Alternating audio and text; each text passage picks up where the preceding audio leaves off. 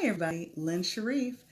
I have been covering the top 10 marriage killers over these past few weeks, and you can go back in my social media because I have covered things like toxic relationships. I've covered social media and lack of communication, all as being among the top 10 marriage killers. This past week, I covered lack of quality time.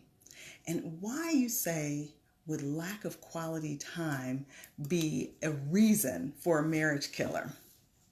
So here's the thing. When you married your spouse, you were in love with them.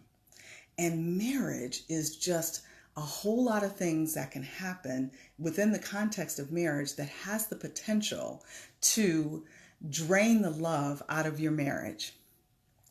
So many things. There are pressures of life.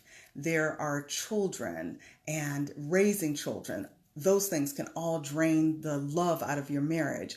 Financial pressures, so many things.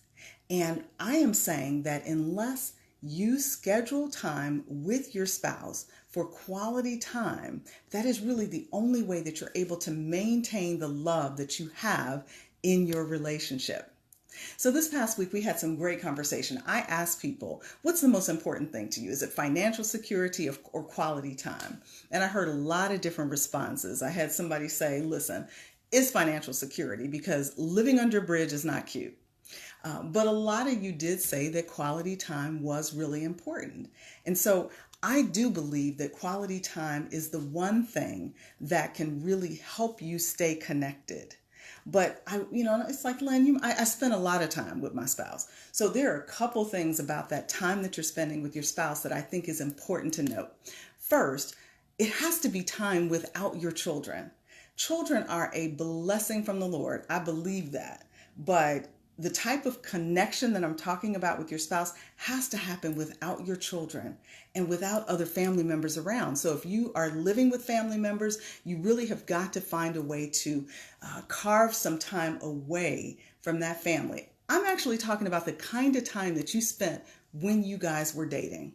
And I'm going to give you 4 things that really should be a part of the time that you're spending with your spouse.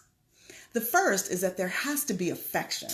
And affection is the type of thing that you do to show your spouse that you care about them. So hand holding, kissing, I'm talking non-sexual affection. I'll get to the sex part later, but non-sexual affection, things that you are doing to show that you really care for your spouse. That has to be a part of it. And speaking of sex, sexual fulfillment is an absolutely integral part of staying connected to your spouse. Have you ever known someone who is not married and they are in a relationship where they are being treated really poorly and you wonder why? Well, guess what? They're probably having sex because sex makes you stupid. It really does. I mean, think about that. But in the context and within the confines of marriage, that actually is a good thing because it can actually take the edge off of a lot of the things that go on in our lives. God made sex and God is so nice, but that sexual relationship is the very means by which you stay connected. And I'm not going to say that it's, typically speaking, men, that tends to be a more important thing for men than women, but that is not across the board. But each party has got to feel sexually fulfilled. And I will cover sex in a whole nother subject, but I'm saying that has to be a part of the kind of quality connection that needs to be in place in order for you to stay connected and in love with your spouse. The third thing is real conversation. I do not mean conversation about the kids and about work. That certainly is important, but I'm talking about that dating conversation that you had. You were in their face. You wanted to know everything about them. What drove them? What's in your heart? What are your hopes, your dreams, your fears? That real connection, that kind of conversation that you really can't have when your kids are around or your family is around. That you and me staying connected kind of real conversation needs to be a part of that. And lastly, you guys gave me a lot of feedback about the things that you do to stay connected. I heard, Netflix and chill. I heard we read to each other. I heard that you guys talk to each other when you get home from work. You watch the dogs play. All of those things are important, and that is companionship. But I'm also taking it a whole nother level and saying, what is it that you do to have fun? So my husband's a golfer. I am not a golfer.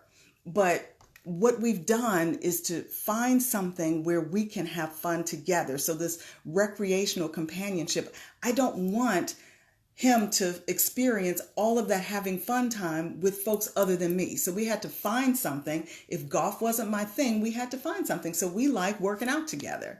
And that has actually become a form of us having fun.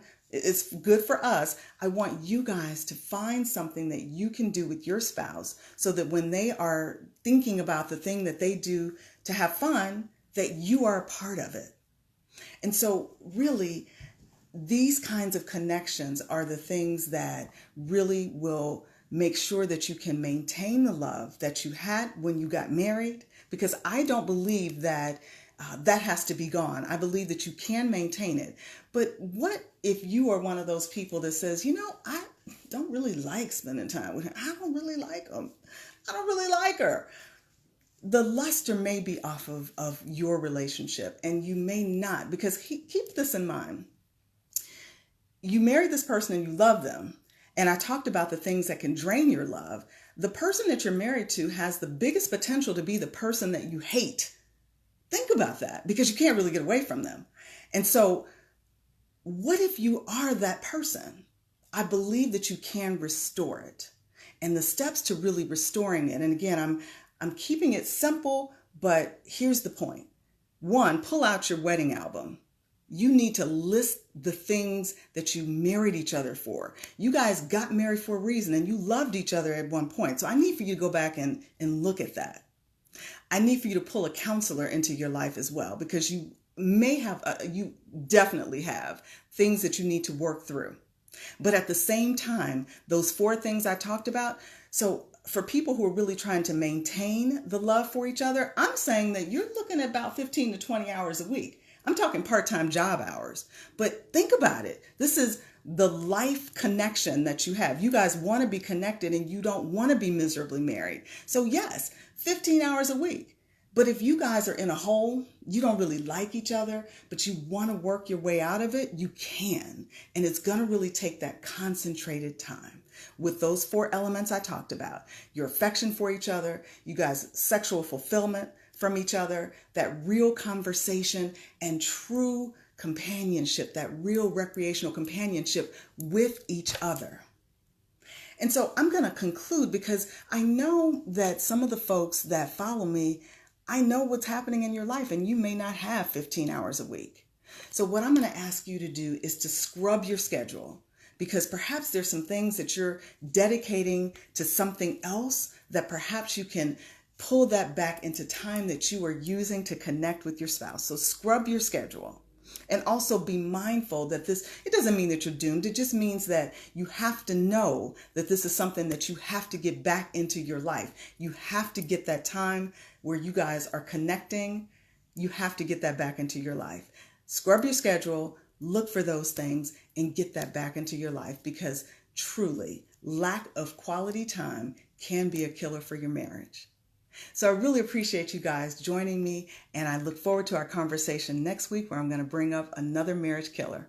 You guys have a good week. Bye now.